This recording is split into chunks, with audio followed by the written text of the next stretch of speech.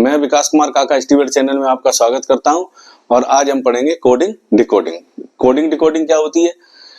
Coding decoding का मतलब है किसी शब्द, अक्षर या संख्या को एक ऐसे कोड के अंतर्गत लिखा जाता है जिसे हम डिकोडिंग कोडिंग प्रश्नों के अंतर्गत उसे हम डिकोड करते हैं। किसी कोड में लिखी गई संख्या, शब्द या अक्षर को उसको फिर से डिकोड कर देना, यानी उसको पुनः उसी रूप में परिवर्तित कर देना ही कोडिंग डिकोडिंग के अंतर्गत हम पढ़ते हैं। तो इस प्रकार के प्रश्नों को समझने के लिए मैंने 3 प्रश्न लिखे हैं जिन्हें हम उदाहरण के तौर पे लिखा है और इन्हें हम हल करेंगे और समझेंगे। ये तीनों प्रश्न अलग अलग तरह के हैं। इसी तरह के कई प्रकार के प्रश्न कोडिंग डिकोडिंग के अंतर्गत बनते हैं और हमें इसको ये 3 प्रश्न रट लिए या 10 प्रश्न रट लिए, 100 500 रट लिए, तो ये रटने से नहीं आती। जब हम एग्जाम हॉल में जब हम प्रश्नों को हल करते हैं तो वहां सबसे बड़ी चीज होती है समय की सीमा, यानी लिमिट। वो समय हमें परीक्षा का उतना ही दिया गया, उसी के अंतर्गत हमें पूरे क्वेश्चन पेपर को हल करना है। अब हमने क्या किया, हमने एक ही प्रश्न में ज्यादा समय लगा दिया तो आगे के प्रश्न हम क्या कर पाएंगे? तो क्या होता है, कुछ प्रश्न हमारे छूट जाते हैं।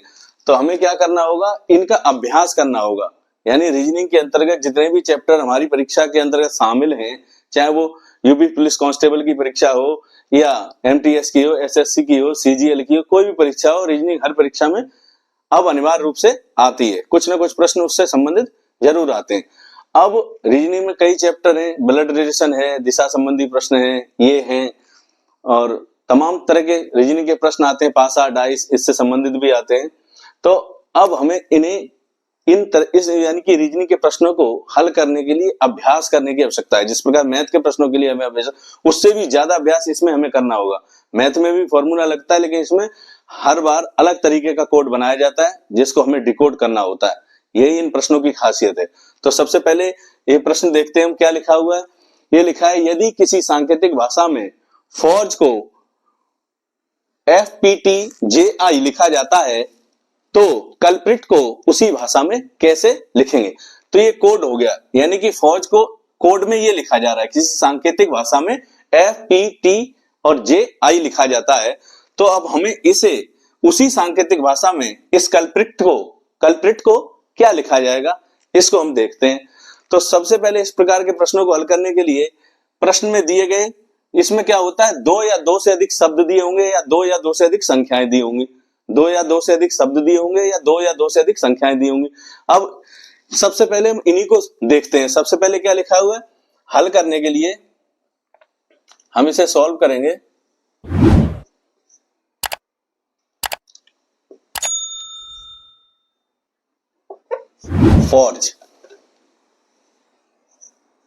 फौज लिखा है, इसको क्या लिखा जाता है? इसको लिखा जा रहा है FPTJI, इसको ये लिखा जा रहा है। तो इसमें अगर, और हमें निकालना क्या है, हमें निकालना है CULPRIT।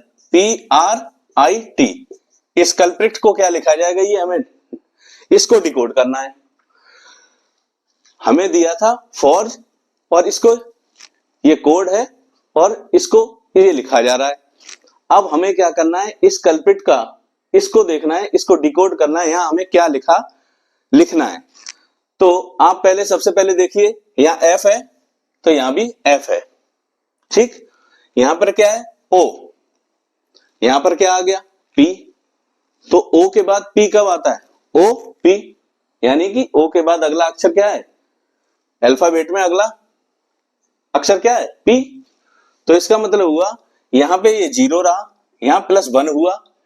अब इसको देखो R, यहां R है, यहां क्या है, T।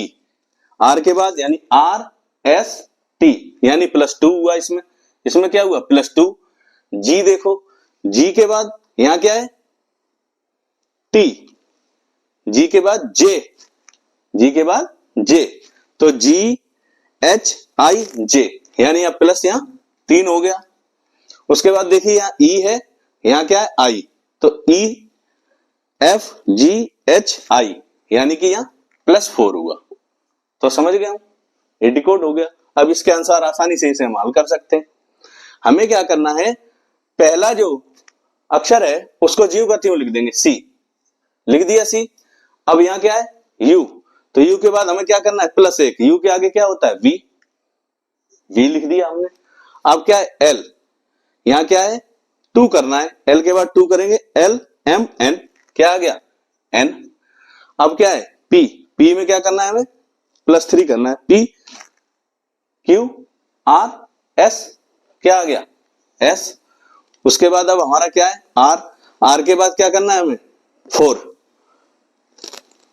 S T U V, अब क्या आ गया V। उसके बाद क्या है I, अब 4 हो चुका, अब हमें 5 बार करना होगा, यानी कि ये ज्यादा है ना इससे, इसमें कितने 1 2 3 4 और 5, इसमें 1 2 3 4 5 6 और 7, तो हमें उसी हिसाब से बढ़ा देंगे। अब यहां हम आ गए 4 पे, 4 के बाद अब हमें क्या करना है I पे 5 बार, I J K L M N, क्या आ गया N। उसके बाद है T, T के बाद S T U V W और Z, यहां क्या आ गया Z, CVNS Z। तो ये बन गया हमारा, ये आंसर है। इसमें देख लो आप, इसमें कहां पर है ये रहा, ऐसा ही हो गया। तो क्या किया सबसे पहले हमने, पहले इन दोनों को देखते हैं, यहाँ एफ था यहाँ भी एफ था। उसके बाद हमने देखा इसमें तो कुछ हमने कुछ जोड़ा नहीं, ज्यों का त्यों लिखा, तो यानी कि कोई एडिशन नहीं हुआ, कोई नंबर ऐड नहीं हुआ। उसके बाद 0, यहाँ ओ में +1 किया, ओ के बाद क्या आता है P, फिर +2 किया R के बाद S T, तो T आ गया, G में किया तो J आ गया, 3 किया इसमें 4 किया I आ गया। अब हम इसमें ऐसे C का C पहला अक्षर सेम रखेंगे, उसके बाद U के बाद हम क्या करेंगे, U के बाद +1 कर देंगे, यहाँ क्या हुआ +1, यहाँ +2, यहाँ +3 और यहाँ +4, यहाँ +5 और यहाँ +6, हो गया, ये आंसर हो गया इसका।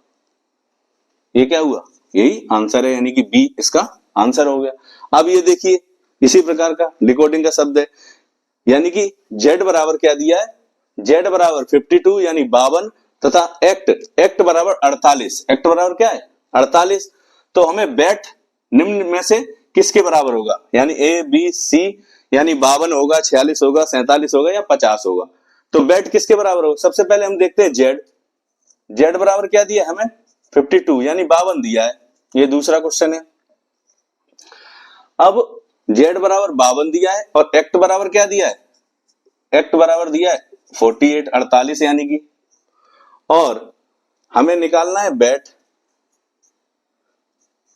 ये निकालना है। अब ये निकालना है, जब हमें बैट निकालना है तो Z यानी A to Z, A to Z ABCD में लास्ट अक्षर ये 26, हमें ये भी याद रखनी है, एजोटी भी याद रखनी है। इस तरीके से आता है, बुकें आती हैं उनमें सब में लिखा होता है एजोटी। इन सब में 5-5 का फर्क करके ये हमें आसानी से याद रख सकते हैं, यानी 5, ये 10, ये 15 और ये 15 के बाद यहाँ 20 और यहाँ 25, इनमें 5-5 का डिफरेंस है, इन्हें हम याद रखेंगे इस हिसाब से। यानी इसके पीछे 4 है, यानी A B C D और यही 4, यानी इसके बीच में भी 4 है, इसके पीछे भी 4 है, इसके बीच में भी 4 है, यहाँ भी 4 है और यहाँ +1 है यानी Z। तो Z बराबर दिया है, Z ABCD का 26वां अक्षर होता है, तो Z बराबर यहाँ 52 दिया है, यानी 26 का डबल कर दिया उसने। तो Z बराबर क्या किया उसने, यहाँ Z बराबर 26 तो होता ही है उसका नंबर, उसको हमने 2 से मल्टीपल कर दिया, गुणा कर दिया, ये आ गया 52, इसलिए आया ये।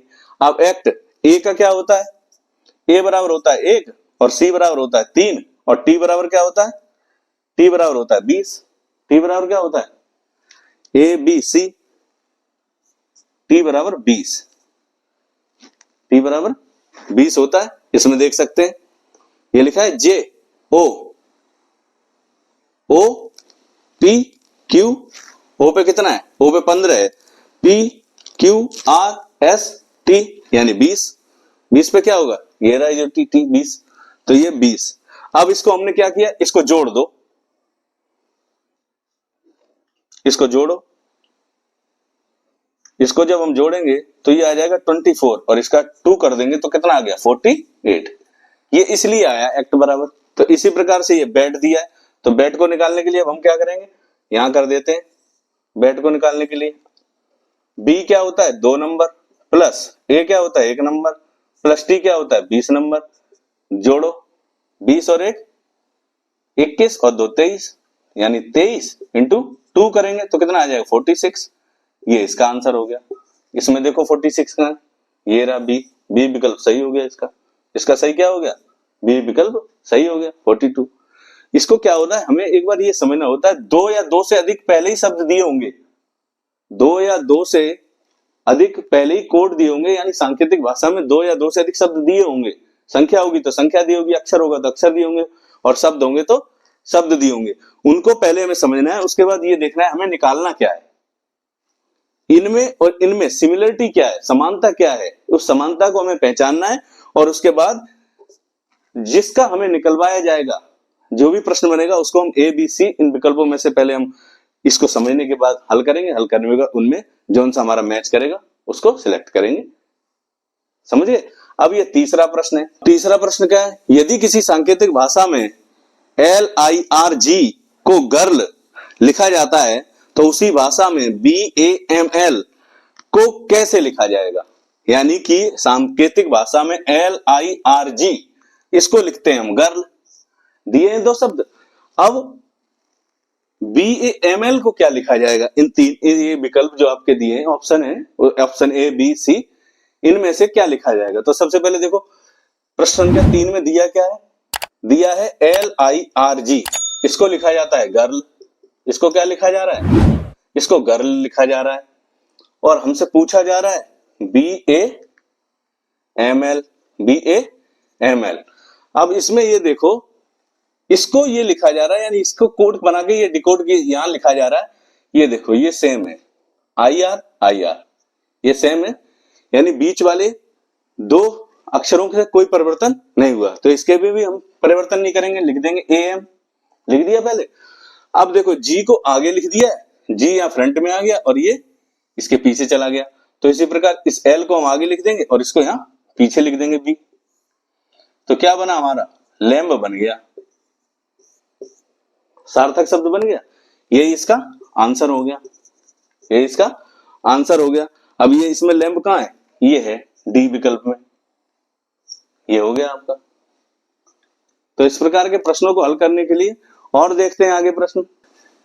यदि किसी सांकेतिक भाषा में 358 का अर्थ है प्लीज कम सून और 275 का अर्थ यू गो सून और 867 का अर्थ प्लीज गो देयर हो, तो इस भाषा में कम के लिए कौन सी संख्या प्रयुक्त हुई है। तो हमें क्या निकालना है, ये जो कम शब्द है इसके लिए कौन सी संख्या प्रयुक्त हुई है। विकल्प है 2 7 5 3।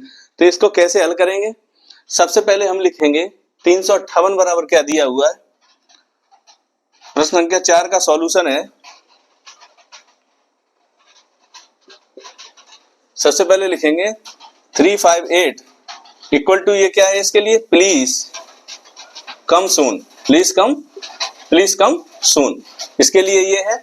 उसके बाद 275 यानी 275 के लिए है you go soon, you go सून। और 867 यानी 867 के लिए है प्लीज गो देयर।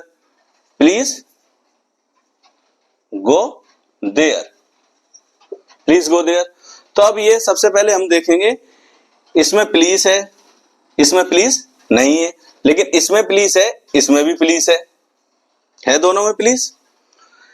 इसमें कम नहीं है कहीं, इसमें सून है, ये सून मिल रहा है, सून को गोल कर दिया पहले हमने, प्लीज को हमने ब्रैकेट में रख दिया, प्लीज को हमने ये रेक्टेंगल के अंदर बंद कर दिया, ये रेक्टेंगल के अंदर कर दिया, ये वृत्त के अंदर यानी कि सर्किल के अंदर कर दिया। अब ये देखो इसमें प्लीज है, इसमें प्लीज है 358 867, इसमें ये देखो इन दोनों में कौन सी संख्या ऐसी है जो मैच कर रही है एक दूसरे से, तो मैच कौन सी कर रही है? 8। तो 8 को कर दिया हमने ये स्क्वायर, इसमें रेक्टेंगल इसी में बंद कर दिया, ब्रैकेट में कर दिया ये बंद। यानी कि प्लीज 358, 358 और 867 इनमें कौन सी संख्या मैच कर रही है? 8। तो 8 को तो हमने कर लिया इसमें बंद, यानी क्लियर हो गया कि प्लीज के लिए क्या शब्द आया है, क्या संख्या आई है? 8। इसके लिए कौन से अंक का प्रयोग किया गया है? 8 का प्रयोग किया गया है। अब इसमें और इसमें देखो कोई संख्या इसमें और इसमें मैच कर रही है? शून्य, यानी कि 35275, यानी इसमें 5 मैच कर रहा है। क्या मैच कर रहा है? 5। तो शून्य के लिए क्या आया है? 5। अब हमें निकालना क्या? कम। जब ये एक इसमें ये दोनों क्लियर हो गए कि इसके लिए 8 आया है, इसके लिए किसका प्रयोग किया गया? 8 का, और इसके लिए 5 का, तो इसके लिए फिर क्या रह गया? ये बाकी बचा 3। ये क्या बचा? 3। इससे हमें ये पता चल गया कि हमारा विकल्प कौन सा सही है इसमें? विकल्प डी सही है। देख लिया हमने, पहले हमने तीनों को लिख लिया जो दिए हुए थे, हमें ये कोड दिए हुए थे, इन कोडों को हमने सबसे पहले लिख लिया। लिखने के बाद हमने इन्हीं के सामने, यानी कि 358 को प्लीज कम शून्य कहा जाता है, 275 को यू गो शून्य कहा जाता है, 867 को प्लीज गो देयर कहा जाता है, इनको लिख लिया। उसके बाद हमने ब्रैकेट बनाया जो सेम संख्याएं थी, प्लीज ये 8 मैच कर रहा है, 67 यहाँ नहीं है, 67 यहाँ नहीं है। उसके बाद हमने देखा इसमें शून्य है, इसमें भी शून्य है, तो इसमें 5 है, इसमें भी 5 है, 27 यहाँ है, यहाँ 27 नहीं है। और अब ये दो संख्याएं जब मैच करेगी, 3 में से 1 2 3 ही शब्द है यहाँ, तो ये बचा कम। तो कम को हमने रिकॉग्नाइज कर लिया, पहचान लिया, क्या आया? 3। इसका क्या होगा आंसर? 3। यानी कम के लिए कौन से शब्द का प्रयोग किया गया? उसका संख्या का प्रयोग किया गया है 3। अब हम देखेंगे अगला, यदि संतरे को सेब कहा जाए। संतरे क्या है? यदि संतरे सेब हो और केले खुमानी हो। केले क्या है? खुमानी। और सेब मिर्च हो। ये कोडिंग डिकोडिंग में कई तरह के शब्द मैंने बताया था ना, अक्षर, संख्या और शब्द, किसी भी प्रकार के शब्द आ सकते हैं। संतरे सेब हो और केले खुमानी हो, और सेब जो है मिर्च है। सेब क्या है? मिर्च हो, और खुमानी संतरे हो, और मिर्च जो है वो केले है। तो निम्न में से कौन सा तीखा, कौन तीखा होगा? तो अब ये बताइए, ये कोडिंग भाषा में अलग अलग चीज को अलग अलग नाम से पहचाना जा रहा है। यानी संतरे को तो सेब कहा जा रहा है, केले को खुमानी कहा जा रहा है, और सेब को मिर्च कहा जा रहा है, और खुमानी को संतरा कहा जा रहा है, और मिर्च को केले कहा जा रहा है। और पूछा जा रहा है तो इनमें से तीखा कौन होगा? तीखी तो मिर्च ही होगी ना। तो हमें सबसे पहले ये पहचानना है। इस प्रकार के प्रश्नों को करने के लिए सबसे पहले पीछे चले जाते हैं कि पूछा क्या गया है, आगे क्या है वो कहानी, उसको नहीं पढ़ना है हमें। ये पूरी कहानी क्या है, केले, संतरे, सेब, केला, अंगूर, ये नहीं पढ़ना है हमें। सबसे पहले देखना है हमसे पूछा क्या जा रहा है। तो प्रश्न के अंत में लिखा होता है, ये लिखा हुआ निम्न में से कौन तीखा होगा। तीखा का मतलब हमें फोकस करना है अब मिर्च को क्या कहा जा रहा है, बस काम खत्म। तो सीधा पड़ गया, संतरे सेब छोड़ो, केले खुमानी छोड़ो, सेब मिर्च, सेब से मिर्च कहा जा रहा है ये। अब खुमानी से संतरा यहाँ लिखा हुआ है, और मिर्च को केले कहा जा रहा है। मिर्च से क्या कहा जा रहा है? मिर्च को पकड़ना है हमें, तीखी तो मिर्च ही होगी ना।